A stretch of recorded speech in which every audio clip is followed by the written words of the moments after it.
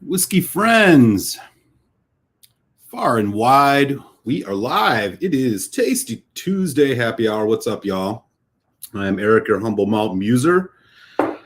As always, 3 hours of whiskey chat coming your way. It's Tuesday. We'll kick things off with the happy hour, and then I'll let you guys know what is coming up today. Hope everybody's been well. Happy April. Weather has been getting super nice in Philly. Hope you all are getting some sunshine your way if you live in places that don't ordinarily get it. But as always, before we get into this, let's jump into the chat, see what's popping. Looks like we got a good crew in here already. What's up, everyone? What are y'all sipping on tonight? Don or pass? First in the door. 1 second. Philadelphia is happening outside. One. There's a bunch of noise. There we go. All right. What up, Don or pass? Good to see you, man. Are you working still? Are things in California, Chicago, Illinois, and Tamika? What's up? Good to see you. Emily Chambers. How are you, Emily? Always good to see you. Hope all is well down in Florida. Ladies in the house. Yeah, for sure. Sending the signal from Delhi, India. What's up, Kapil? How are you? Happy Tuesday, or in your case, Wednesday? Almost, I think so. East Texas. Daniel, how are you, man? What's going on? Good to see you. He's got some Balcones rye in the glass to the incredible Baylor win, both from Waco. There you go. Celebration, man. Paris, France. What's going on, Greg? Cheers, cheers from Paris, indeed. Cheers from Philly, man. Always good to see you, Greg. Slancha. Daniel said, yeah, it is getting, we are getting close to 771 now. Yeah. All right, man. It's awesome. Cool. Building out the community a little bit. That's always good. What else we got going on? Greg's getting close to 500. Y'all should hit up Greg's Whiskey Guide if you haven't yet, and give him a sub. Get him moving. Ben Demon Hunter. What's going on up in Canada? We got Alberta, Canada in the house, and we got Ontario with Peter White. How you doing, Peter White? Awesome to see you. Burntex Moscow. Hey, what's up? How's it going? Cheers. Happy Tuesday. Whiskey Straight Al. We got Whiskey Straight Al coming in from Northern Ireland. Back at you, my friend. Good to see everybody. And he's got some, what do we got? Oh. You're doing the Glen Scotia. That's a good Glen Scotia. What up, Tony? King of Prussia. How's it going?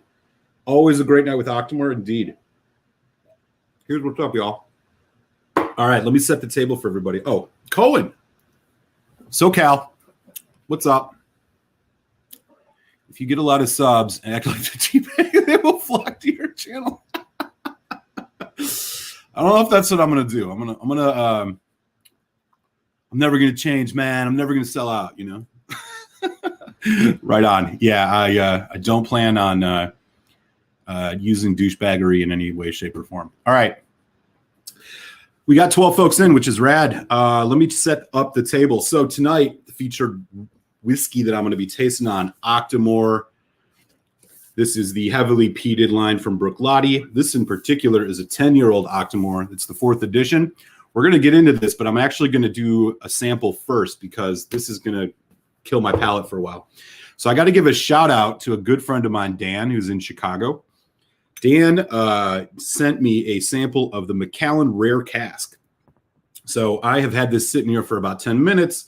The coin on top, I have never had this one before, but I'm looking forward to getting into it. I don't know if any of y'all have ever had Macallan Rare Cask. It is a pricey dram, to be sure. I don't know a lot of the specs on it, so I'm actually going to pull those up right now and let you all know what's going on with this. It looks really good. So basically, it's all first fill sherry, which is great. 43%. It is a non-age statement. I guess it's like a bunch of select and exclusive barrels. 1% of the whiskeys make the cut and were chosen for their color and depth and flavor. There you go. So Macallan Rare Cask. I'm looking forward to trying this. So yeah, let me know in the chat if you've had this one. Then we'll get into the Octomore. And then, of course, at 9 o'clock tonight, Telex and Malt Show will be heading on over to Telex, the Whiskey Tech's YouTube channel, which I will drop the link in the chat. Telex and I are going to be getting into Edgardoer tonight. So we have an Edgardoer 10 and an Edgardoer 21-year-old to get into, both heavily sherried. I think they're all both first fill sherry bombs. So it's all sherry tonight, y'all, with the exception of this Octo. So I will drop the link. Hit the thumbs up if you're fired up, ready for some good whiskey chat tonight. And let's get into this Macallan. All right. So here's the color again. I'm assuming this is natural color because Macallans are always, I think, natural color. Looks pretty nice.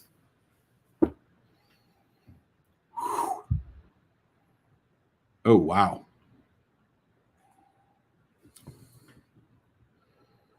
So I don't know what the price is on these. I think they're like upwards of $300 if I'm not mistaken. So not a cheap whiskey at all. Oh, man, but you can tell it's first fill sherry for sure. It's just got heavy, heavy notes. Kind of what you'd expect. It's like Christmas.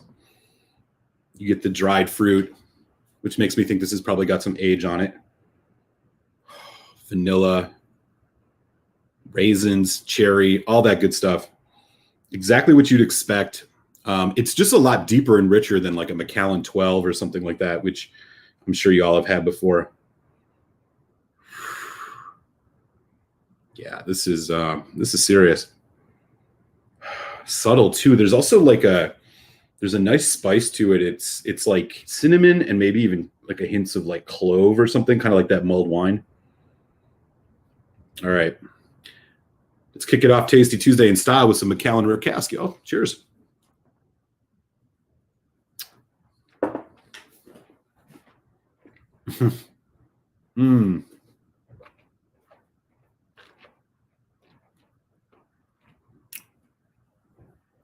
Big, rich flavor on this when it arrives. The thing I'm noticing right away is it's incredibly balanced. Like there's so much going on in it. Nothing's really taking center stage. Again, first fill sherry notes, you get a ton of them. There's no oakiness or tannic drying to this at all. Like at all. Which is honestly pretty surprising. Ginger, orange peel, lemon, all that. Really long finish. Oh man, white chocolate, milk chocolate. I mean, this is so. If you ever had a good version of Aberlour or Abuna, the ones where like you almost can't taste any spice or oak characteristic in it at all because it's just so much dense, rich flavor. That is exactly what's happening on this, but this is not a cask strength. This is 43%. Wow, the nose is great. This is the best Macallan I've ever had. It's not even close. I've not had a lot, but this blows the 18 out of the water for sure. Man.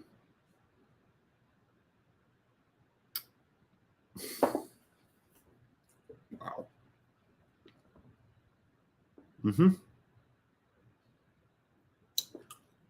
Really elegant, really like big flavor, but like I'm saying, like nothing is it's not like a big hit of chocolate or like a big hit of just like red fruit. Everything's kind of just harmonized together in a way that I can't say I've experienced on many sherried whiskeys, let alone Macallans before. So these casks that they use for this, God, it's like mouthwatering at the end too. This is fantastic.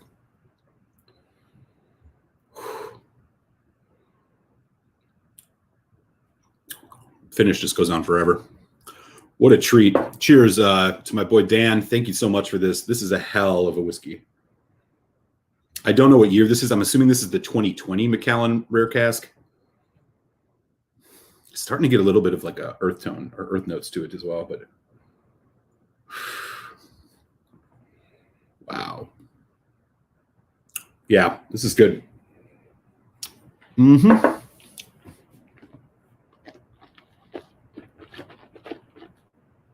Let me catch up here a little bit on the chat. What's going on, everybody? Oh, gotcha. Okay. Which Edgardoer? So the one that I'm doing, they're all Signatory, because Signatory, which we'll get into later, but Edgardoer is actually a brand owned by an independent bottler. This is a Signatory release 2008, 46%. So it's not a cask strength. The 21 that we're going to do is 56.2%. So that one is cask strength. This one is probably one that's most easily accessible. We try to do something that's pretty accessible in the first hour. Now, you don't find this on US shelves very often, but these are pretty easy to get overseas, and they're not incredibly expensive. I think they do a release of this every year. So these are 10 years. It's all sherry, all good. So yeah, that's the Edgardoer, Greg. Looking forward to that. Oh, Daniel was asking about that too. Yeah. That's the stats on that. All right, what's up? Yeah, Edgerton Group. That's right. Tried the rare cask. Don't have the batch number. 87. It's so good but bad. The price I'm sure is just. I mean, it's like anything with Macallan. Like the 18-year-old. The 18-year-old Macallans have always been like crazy overpriced. At least in the last, since I've been into Scotch for the last 5-6 years. But now it's gotten like obscene. They're over $300 some places in the U.S. Like, what? That's crazy. There's so much better whiskey at that price point. It's just like, yeah, I don't get it at all. Right on, Al. Hope you can stick around. I know it's late over there in Ireland, but yeah, I'm really excited to get into it. Yeah, I'll say, Daniel, I'm kind of like this. I was originally going to do the Ardbeg, but then this came in the mail, and then I remember Telex and I are going to do an actual show about the Ardbeg. So I made a last-minute switch, and I just couldn't wait to try this rare cask. I'm going to do a real water on it, though. It is 43%, but I'll tell you, I feel like it might actually be working in its favor, and that's something I would rarely say. There's something about the balance of this whiskey that really, like, this 43% seems to be working with it. If it was a little bit bigger on ABV, it might actually bring some more heat, and I think it would kind of ruin the elegant kind of nature they're going for on this. Wow, with water, it just kicks up. There's the kind of oak spice that you would expect. Really kicks up the spice notes. I actually think this was a little bit better neat on the nose. There's like it's like pastry cream, butter, like buttercream.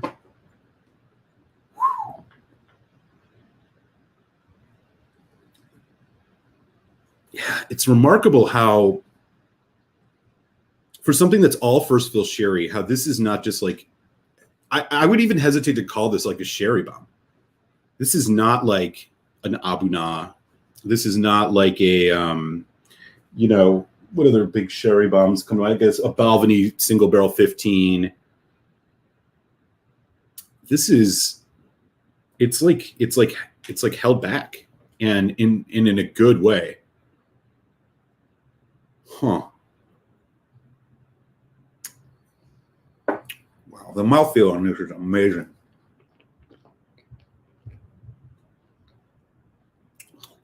It tastes very crafted and refined. I'll tell you that. Okay, so with water, you get a little bit tannic dryingness at the end. But it's not, first of all, if you like that, you like that, but it's not like taking anything away from this whiskey in any way.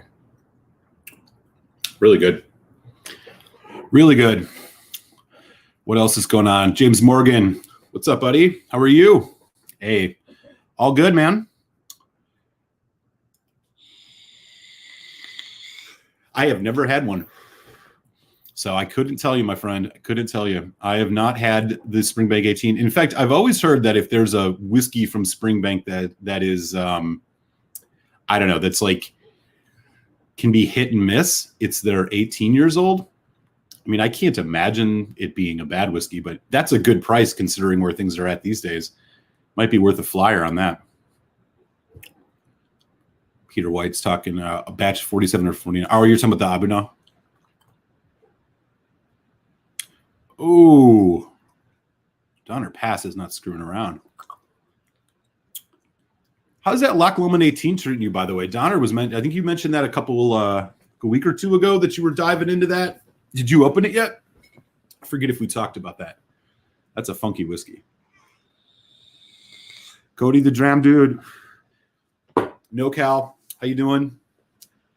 Raise this Macallan Rare Cask to you, Solancha. Good to see you, bud.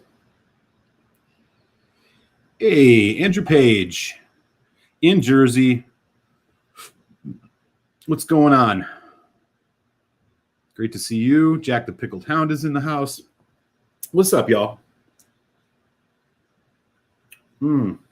This is... So for you just joined, I'm doing the sample of this. It's called the Macallan Rare Cask. NAS expression, first fill sherry. It throws you for a little bit of a loop. It's not what you'd expect for a first fill sherry. It's restrained. That's the only way I can think about it. It's like it's holding back, but it does so to the benefit of just like an incredibly elegant and like refined, balanced whiskey. I wish I could have a bottle of this. Unfortunately, I think its price is prohibitive. But if not, I mean, if it's anywhere near the price of the Macallan 18, I think I would buy this over the 18 in a second.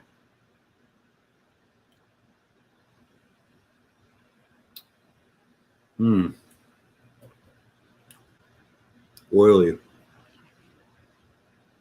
It's almost criminal how I'm drinking this all at once. I just wish I had another pour of that. It's killer.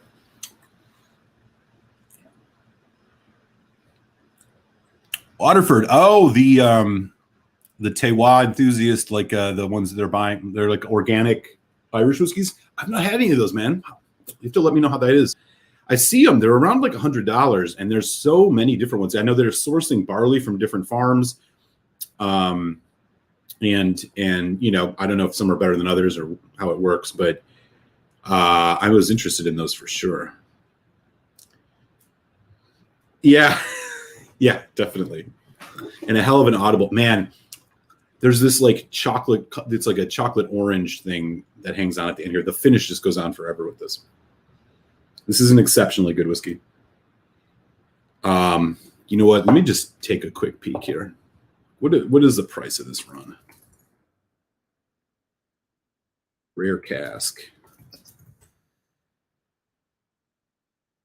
So, bottle. Yeah, okay. It's about $270 to $300. I mean, that's actually cheaper than the Macallan 18 these days, and I think this is much better. The Macallan 18, if you saw Telex tonight's show on it, did not really impress. Yeah, the Macallan 18 is more expensive in most places. That's crazy. Well, there you go. Oh, right on. Cheers. Great. It's going to be fun. All right. Who else we got in the house? I just saw somebody else pop in. Folks chatting with each other, talking about... Oh, gotcha. That's Aberlour. James is in the house. What's up, Zan? How are you? What's your opinion on Glendronach removing that? Man, I saw that. So shout out to Alan, the whiskey friend, tipped me off about that. Apparently, Glendronach is going to start chill filtering their whiskey, which I don't understand at all. Why would they do that? I don't know, man.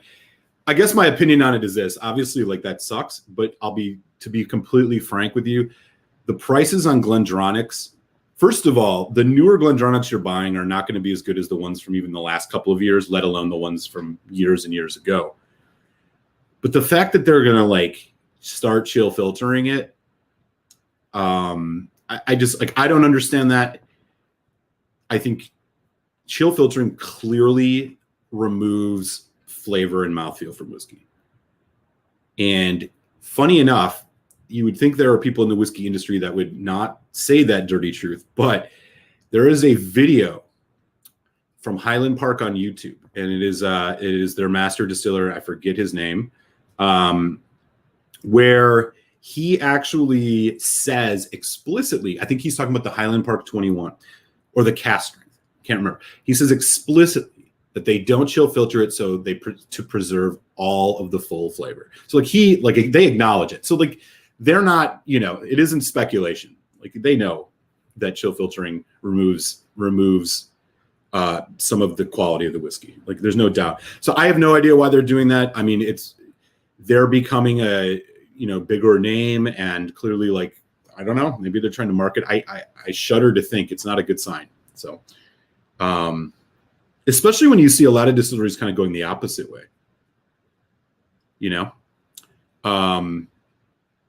You see, like, you have Glenallachie, who's gotten really big. Glenallachie is like all non-chill filtered natural color, 46% at minimum.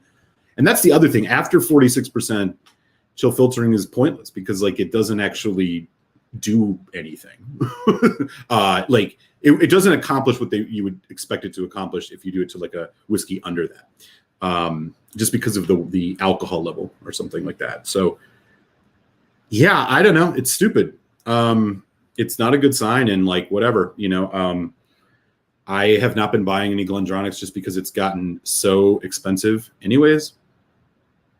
The prices have gotten just prohibitive unless you find a diamond in the rough. So, there's plenty of good whiskey out there. I'm not saying it's going to make it like the worst whiskey in the world or something, but you can spend your money wisely in other places and get things that are up to the level of Glendronach quality, I would say. So, yeah, I don't know. It's a weird thing, man. So that's a good question. Just checked. I can only tell you, tried the Rare Cask in 2018. Oh, gotcha. Cool. Yeah. I don't know. Is she still there? I don't remember. Well, yeah, because she's been Riek too, right? Is that where she's at these days? Oh, where? Yeah. Right. That's right. Yeah, and like I'm forgetting the exact reasoning. Basically, chill filtration will remove the cloudiness you get with the addition of water on whiskeys below 46%, strictly because of like the ratio of alcohol. But I think it's the alcohol content that's the reason. At 46% or higher, it's like a, it's negligible. It won't have much effect. That said, still doing it, I'm sure will have, like doing it on the front end will have some effect on like the overall quality. I don't know. It's a bummer, but I think you're right. That's the only one that's under 46. You're right. There you go. Interesting. Yeah, that's very possible. They're going after Macallan with a bunch of marketing. Brown Foreman is ruining the brand, and everyone knew they would when they bought it. Oh, fuck. Yeah. That's probably the truth there, Cohen. Real bummer. I would say that, over the next 2 or 3 years, you're still good to buy Parliament if you want to spend $220 on the 21-year-old, because the Parliaments are still, because they were closed for 6 years, the Parliaments are still actually increasing with age. So I think the Parliament, if you buy it right now, is 24 years old, not 21 or 25 years old. But in 2 or 3 years, that'll reset back to just being 21-year-old spirit. And that's because for like 6 or 7 years, Glendronach was closed. They had all this whiskey sitting in barrels. So when they started releasing this stuff onto the market, it was actually older whiskey than the age statement. So like, for example, I have a 2019 Allardyce. And that 2019 Allardyce is actually 24 years old. But if you get a 2020 Allardyce, it's set back to 18. So it was like the last one there. And it was the same with the 12-year-old for a while too. So. Anyways, okay, cool. So we're going to get into this Octomore in just a second, but this is really good chat. I'm seeing that a lot of folks are kind of not too keen about this either.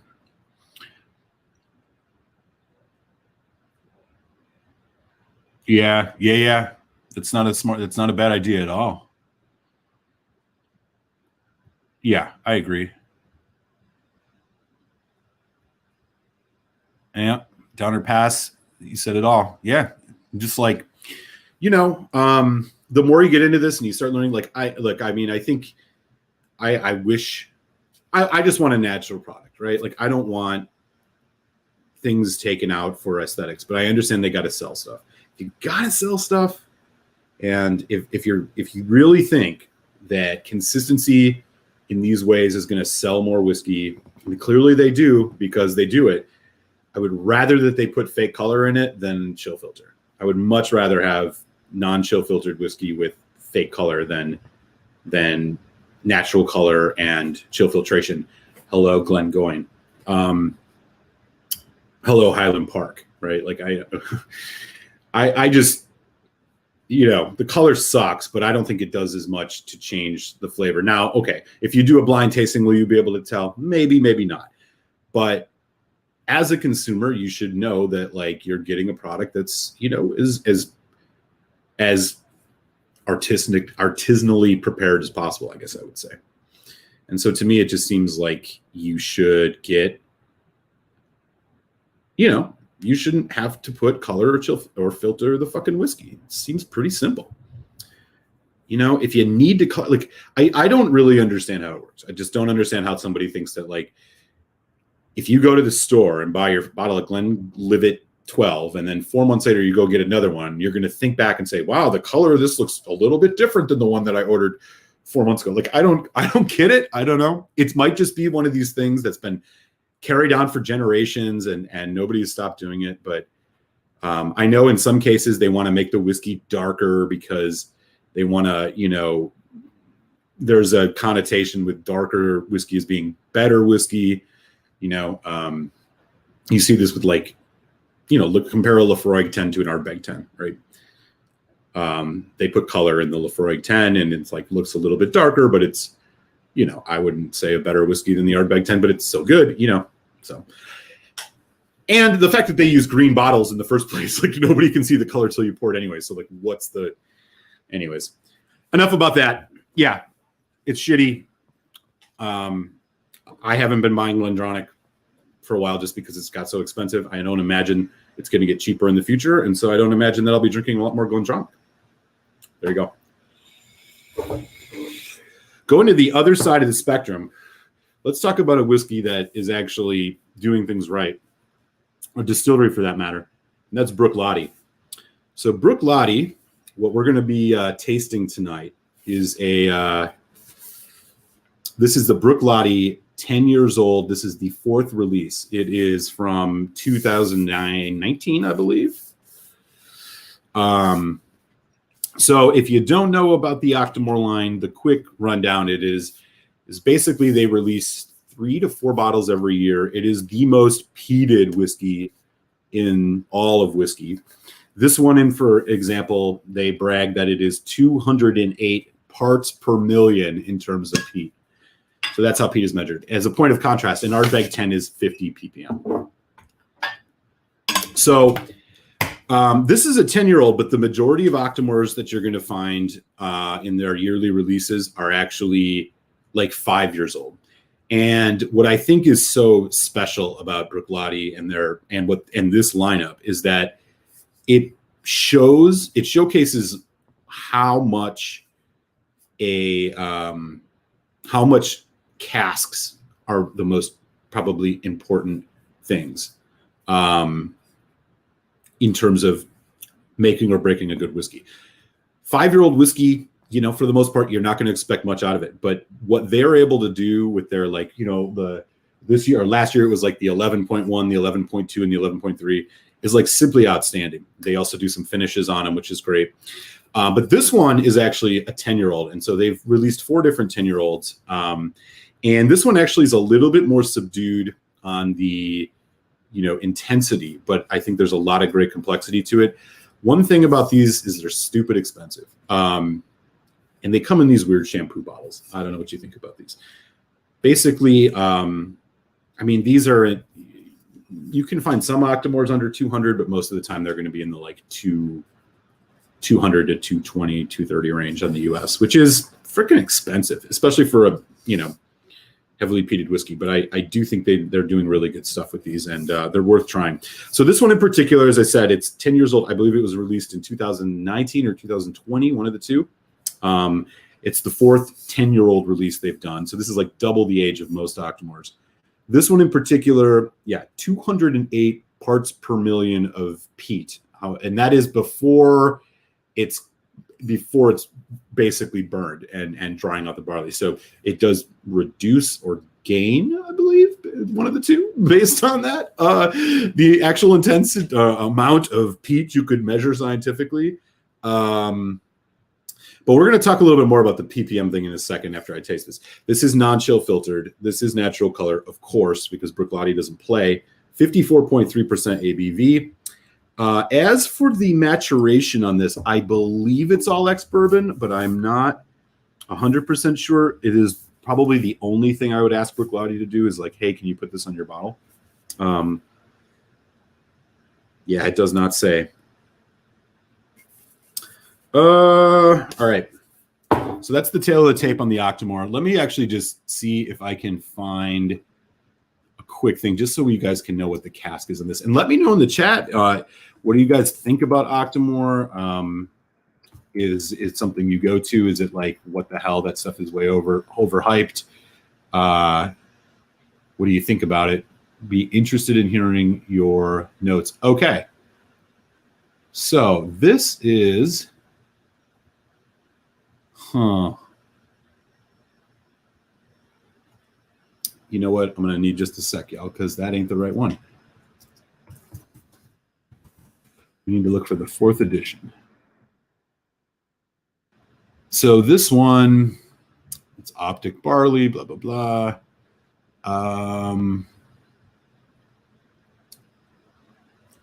I think it's all ex-bourbon, to be honest with you. They usually do some finishes on these. I should have looked this up beforehand. My apologies. Yeah, I think this is all ex-bourbon. That's going to be my default. I unfortunately just am not finding the info, which is annoying. Though I know the last one they did, the edition 3, had like cognac and wine and whatever. But anyways, so this is the oldest. These are the oldest Octomores. And so I'm going to let this sit for a second. And so one thing I wanted to mention, so this is regarding this ppm thing and like measuring the amount of peat. I think there's two things that I've kind of learned over the years that help kind of think about this in the proper way, I guess. One is peat doesn't mean smoke necessarily. You can have a heavily peated whiskey that's not very smoky.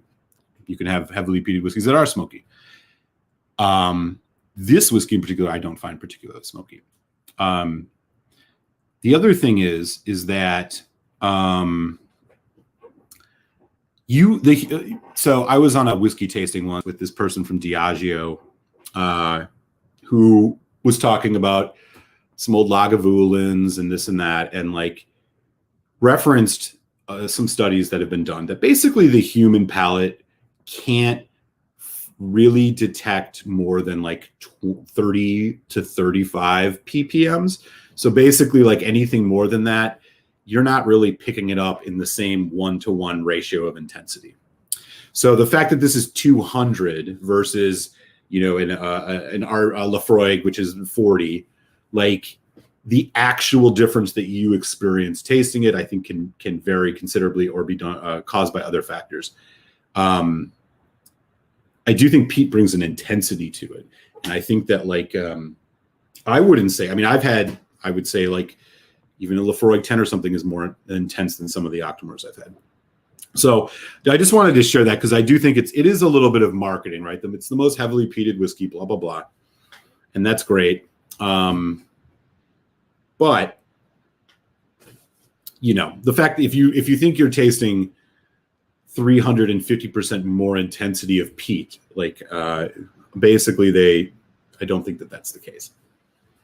Anyways, here's the color on the Octomore 10 4th edition. Again, these are a bit on the pricey side, which is annoying. I think there was 12,000 bottles of this one.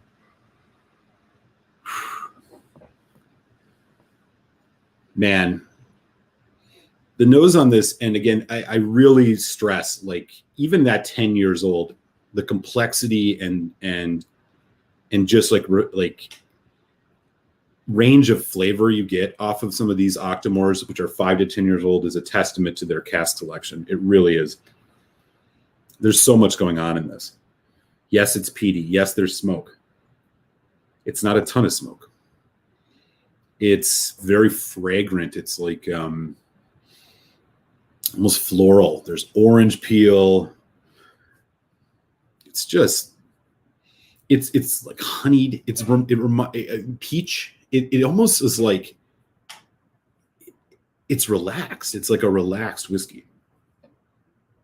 Even with the smoke and the barley note that you're getting, there's that unmistakable like new make spirit thing that, you know, the Bruichladdich thing. You can taste it in every Bruichladdich. I think if you've had any Bruichladdich, you know what I mean. There's a nice like sweet vanilla. All right. Cheers, y'all. Octo.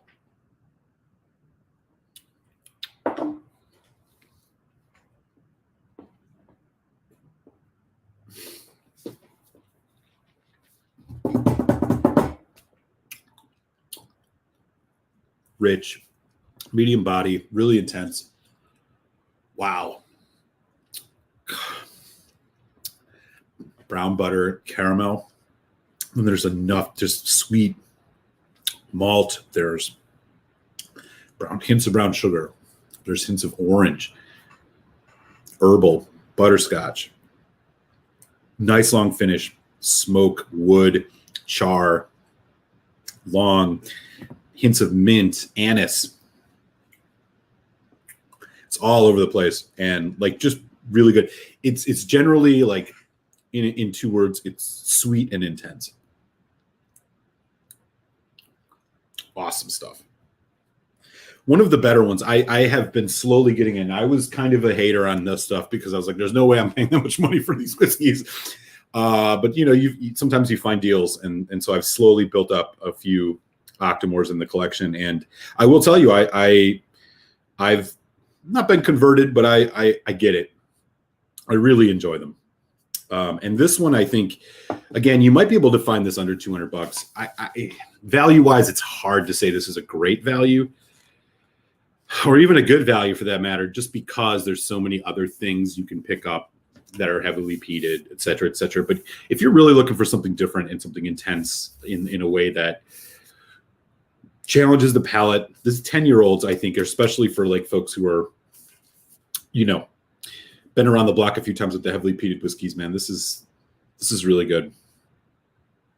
I'm a fan. I mean, this would probably I would probably put this in that like 4 out of 5 range, even with the value consideration. It's that good. It's just that they are just so damn pricey. So let me know in the chat, what do you think of Octomore? Have you had any? Are there any you recommend? Any that you don't like? Or do you think Octomore is a BS line that's overpriced? Do you think like it's the best thing ever? Would love to hear. Let's see what's going on in the chat. We got 21 folks in. Slancha, happy Tasty Tuesday, everybody. Actually, just before I do this, I'll give everybody a quick reminder. About 20 minutes from now, Telex and Malt Show, Tasty Tuesday. We are doing a little tour of Edgardoer. We're going to be trying an Edgardoer 10-year-old and then an Edgardoer 21. I will drop the link in the chat right when Telex is ready to go live, and we can head over there. So if you have any sherry whiskeys or Edgardoers around, it'd be great if you can join us. All right. Let me just catch up a little bit here, y'all. My apologies. I'm way behind on the chat.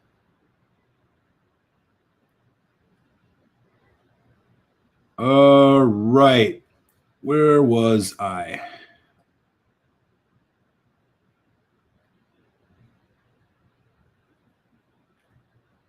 Man, I'm way behind. I'm sorry, everybody.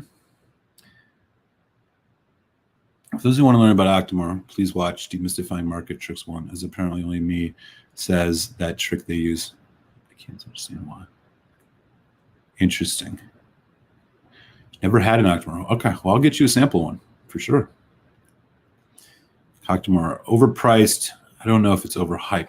Yeah, that's a good point. That's a good way to put it, Cohen. I kind of agree with you.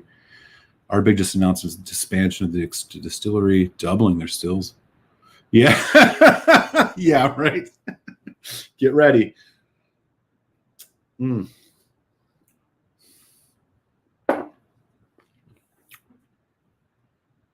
Malted to 208 ppm distilled.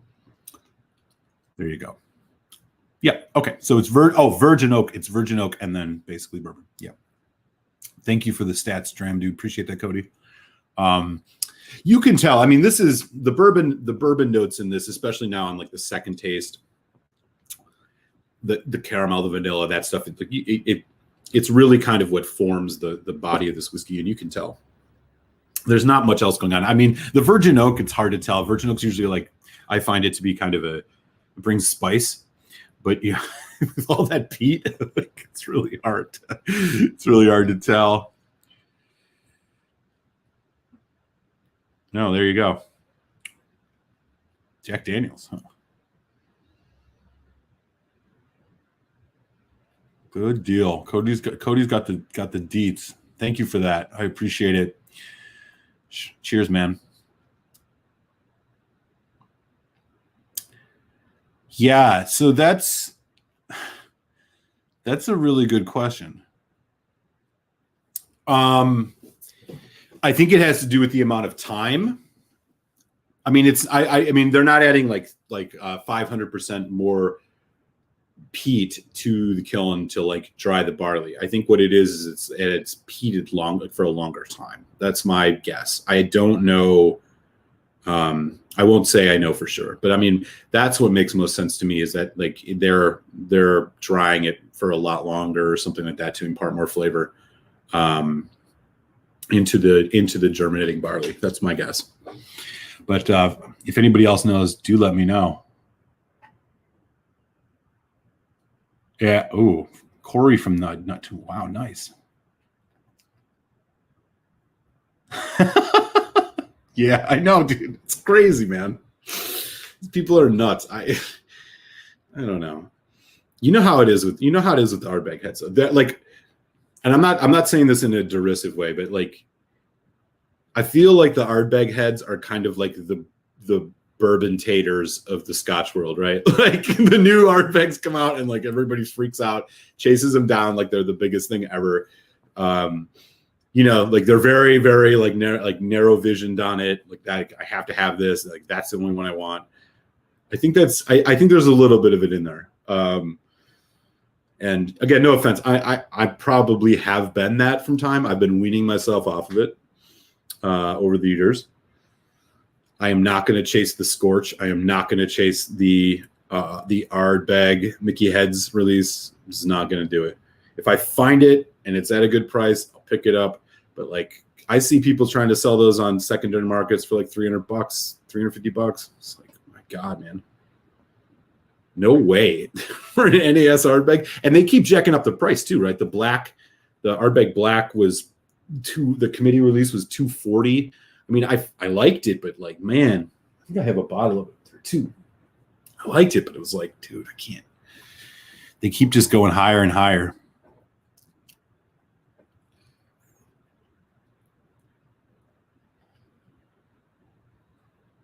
There you go. Before distilling and aging. Yeah. Oh, yeah, totally. I'm sorry, I missed that. Oh, Lafroig 10 cask strength, I think, is even more, tastes more intense on the palate than even this does. I mean, same with the Corey Vrecken.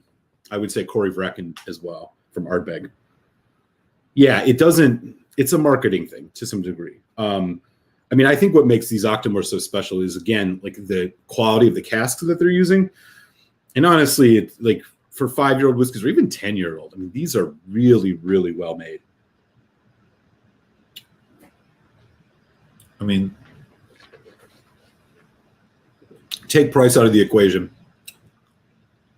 Put this up against any 10-year-old Islay heavily peated Scotch, and this will absolutely destroy them in complexity. This is just light years beyond what you'll ever get out of an Ardbeg 10, out of a Lafroig 10, out of Port Charlotte even. But again, I mean, you could have 5 bottles of Ardbeg 10 for a bottle of this. So I think value is really important on it. I mean, this is a luxury item compared to that. Not a daily drinker. But it is quite good. So yeah, that's kind of where I'm at. Yeah, for sure. Yeah, shout out. Good point, James.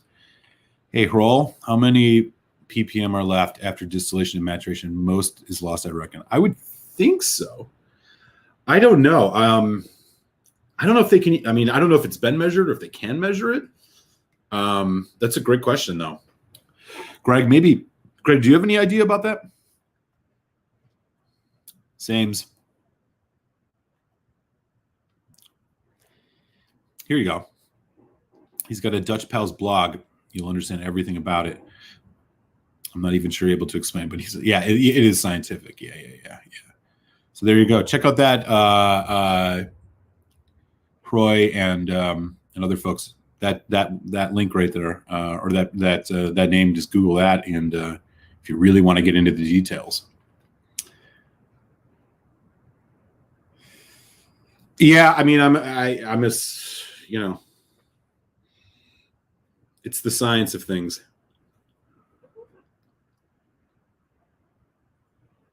Interesting. Oh, the new distillery on Sky. Oh, okay. Yeah, good chat, man. Good chat, y'all. Bruichladdich is using the numbers from the barley, not the spirit. Also, they use Highland peat from Inverness, not Isla peat like Ardbeg and Lefroy, so the character is different. Yeah. Well, they do some Isla stuff, right? At Bruichladdich, they have like the Isla barleys, but for the most part, it's the Scottish barley, right? That makes sense. They just have this unmistakable character. So like the Octomore 10.3 is supposed to be a Isla barley version. It's quite good. And like I also have the 6.1, which is the Scottish barley. And man, the profiles on those are quite different. But yeah, that's right. I mean, they're not getting all of their stuff from the same place or anything like that. That's a good point. Cheers. The Triplewood? I mean, I wanted it to be a little bit better. It is good. I wanted to get more of the sherry note out of it, and I just didn't feel like that showed up. Personally, I thought the quarter cask strength from 2017 was better, but yeah, I like it. It's probably not my favorite. I think my favorite has been the quarter cask strength or the Amontillado, but like it's up there. It's better than I think the Madeira. It's better than probably even the Fino, which and it's better than the port and wine one from last year, I think, for sure. I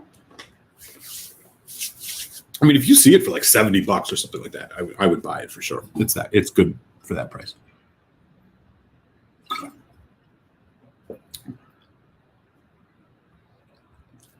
Yeah. I'm a big Port Charlotte fan. It does sound like old Scotch barley. Yeah. I do love me some Port Charlotte as well. The Port Charlotte 10 is fantastic. All those, like, God, if I could try as many of those special releases, that would be amazing. Take it easy, Dram Dude. Thanks for swinging through. Good to see you. 19 is not the Triplewood. No, it is. Yeah, the 2019 is the Triplewood. The 2020 is the port and wine cask. The 2018 was the Fino, and then the 2017 was the quarter cask strength. I'm pretty sure. Am I getting that wrong? I thought that was. I think the Triplewood cask strength is the one from 19. Maybe it was 18, but then when the Fino wasn't, I don't know. I'm sure you can find out, but yeah, let me know. I feel like I'm pretty sure about that one, but I could be totally off. Anyways, so we got about 10 more minutes, which is awesome. Appreciate everybody for hanging out. If you haven't yet, somebody mentioned earlier, yeah, we're like, channel's starting to grow, y'all. Hit subscribe if you haven't. I would appreciate that. And obviously thumbs ups are always great. Tonight, Telix and I are going to be talking about Edgardoer. It's a very interesting distillery. We're first going to be talking about this one, This is a 10-year-old Edgardoer Signatory, which is an independent bottler. And it's an interesting because Edgardoer is actually owned by an independent bottler. So there are a few distilleries who are owned by independent bottlers. Edgardoer, Benromic is owned by Gordon MacPhail. And then there's Springbank, which owns Cadenheads. So they own an independent bottler. So it's like the reverse. But anyways, Edgardoers are really, really freaking delicious. I'll tell you this right now. They have a lot of heavy bourbon and sherry versions. Both of the ones we're going to be looking at tonight on the show are sherry. And they are not always the most available in the U.S. We get the standard Edgardoer 10 here, and then we get there's like a Edgardoer Caledonia, which I think is a 12-year. But like we don't get a lot of the really good Edgardoers. And luckily, though, you can find plenty of these online overseas, and they're pretty ready available and not that expensive. A bottle of this one, for example, I mean, look at the color on that. Just beautiful. This is a 10-year-old. It's only 46%. This is from 2008. It is non-chill natural. Great. And it's all sherry. I mean, these are around like 70 USD, something like that. So it's really not like overpriced. And yeah, maybe that sounds expensive for a 10-year, but I'll tell you, these are quality. And then the second hour, we're checking out Edgardoer, a 21, which I'm like, can't believe that we're actually going to taste this. This is at 56.2%, so that's cask strength. That's going to be a lot of fun. So yeah, it's going to be great. We got a bunch of good stuff coming up. I'm going to just check in here quick on our good friend Telix and see if he is getting ready to post his show link yet. Don't see anything quite yet, so I'll keep an eye on that. But in the meantime, y'all, yeah, let me know. Are any of you guys big Edgardoer fans? Have you never had it before? I've only had a few. They also have another line, actually, which is this. It's called Ballachin, which I think this is just the peated version. So this is a small Ballachin straight from the cask release that I have. It's not the bourbon, it's the sherry. This one is a 10-year-old as well. This is 60.3%. I think that's the difference. These are peated. Might be mistaken. Smells like it though. So they do these Ballachins too. Yeah, they're definitely worth seeking out, and you do have to probably go to the international websites and find the ones that'll ship to the US to get your hands on one. But they're worth it. Oh, I should share something with y'all.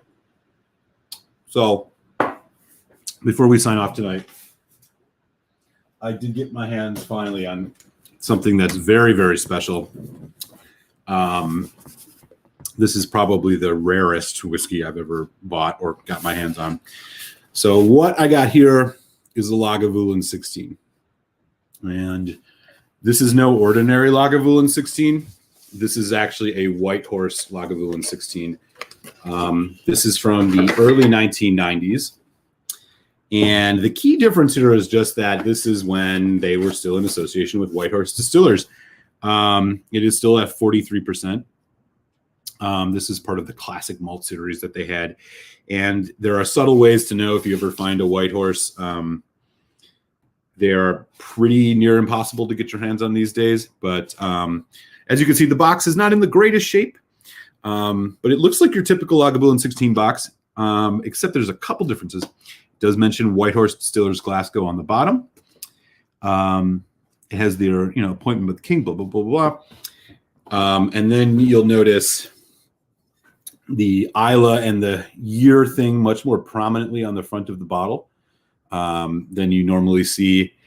You have the White Horse little label here. It does talk a bit about the whiskey itself and White Horse Distilling on the bottom. And so this is really a special one. I couldn't believe that I actually came across this because these are nearly impossible to get your hands on from what I understand. And so I'm very excited to have this, and sometime I will open it up and share. Hell, we may even raffle off a sample of it sometime in the future. Who knows? But I'm pretty stoked to have this, and yeah, this is apparently, from what I've been told, I mean, the way that the Lagavulin 16, I think, is a great whiskey already. But the way that these White Horse versions of Lagavulin 16 are supposed to be pretty mind-blowing. So, we'll check it out sometime, but it was a real treat. All right. What else do we got going on here? Yep, White Horse. So with the cow dung style of Balachin. Yeah. Yeah, Balachin is peated. Yep. Yeah, cheers, Greg. I mean, it was one of those things. It's like when you find it, you got to just jump on it, You got to fucking jump on it. 100% right. Yeah, it does have some funk to it, for sure. For sure. Let me just check up again here really quick on Telex, the Whiskey Tech. Looks like we're going to be ready to go here in just a couple minutes. All right. Pardon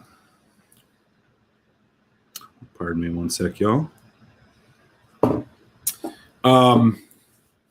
Yeah, I don't know. Has anybody ever had a White Horse before? Let me know. Peter White said $600. Wow, that's good. I paid $460 for it. So I went on this website that I found, like a regular international website, and I was wondering, I was just hunting around, and they had it posted for like before shipping for like $395 or something like that. I was like, this website, it was called Whiskey Business, and like they have a ton of stuff, just tons of whiskey, but everything is sold out, right? Everything is sold out. So I was just like looking through it casually, and then I like go over this White Horse, and I was like, wait, it doesn't say sold out. I was like, no, so I click it, and they had a bottle available, in one bottle. And so I was just like, oh my God, I have to fucking buy this. And so I did. Yeah. I mean, the only place to really get them is in auction sites these days. So like the fact that they just had one sitting there on their website this long is like ridiculous. Especially on a site that looks like it's pretty well picked over. And so, yeah, sometimes you just find something and you gotta jump on it when you can. So I did it, and it seemed like it was at a price that was actually much cheaper than it's supposed to be, given, whiskey base value was like, yeah, $600 or so. So, I mean, the box isn't in great shape, so I'm not sure if it's sellable, but like, yeah, somebody would probably buy it. But I'm thinking I'm going to hang on to it. I'm going to crack it open for some reason sometime down the line. I will make sure to do it live because, it'll be fun, y'all. And then, yeah, maybe we'll do a little raffle for a sample or something like that. Yeah, definitely. All right, let me do one more quick check here on Telex. Is he posted up? No, not yet. I wonder what's going on. As I mentioned, yeah, we're going to be doing Edgardoers tonight. I am super freaking hyped for this because when he gave me this 21-year-old Edgardoer sample, and I'm like, what? And it's at cask strength. I have very high expectations for what to get out of that. So I'm looking forward to it.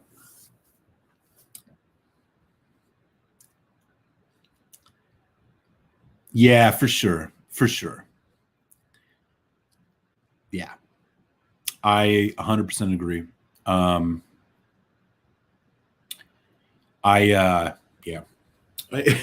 I mean, I don't know what to open it for, like it's one of those, I really try to maintain a balance of like, I get a couple special whiskeys. I mean, I do have a couple specials, I got a going 25. I have a Signet, there's a old Lefroy up there, but for the most part, I get stuff that's pretty accessible. But like, yeah, when I saw it, I'm like, now I don't know what to do with it. Like I'm gonna have to drink it sometime. Yeah, I was really excited to find that. Yeah, definitely. Dude, seriously, you are not lying. I can't stand it. It's like every time you see something, you're like, oh man, like there it is. Like I'm going to get my hands on something really, really special, really, really great. And then it's like, oh, no, they're sold out of everything. That's how it goes. All right, y'all. Yeah, indeed. It's going to be fun. The Talix is live. Here is the link. Again, before you leave, if you haven't subbed, I would appreciate it. If you wanted to just smash the thumbs up on your way out the door, that's great. We got 2 hours more whiskey talk coming up. It's Tasty Tuesday. So looking forward to seeing everybody over on Talix's channel, and I'll be joining over there shortly, and we'll get into the show. So appreciate y'all, man. Everybody stay well, be healthy, and with that, I will see you all either over there or be sure to check out my review. I got a whiskey review coming up on Friday. It is of the Kilkerran 12 versus the Kilkerran 16. So I'll have that ready for folks. And Patreon supporters, you'll see that up tomorrow. So cheers, y'all.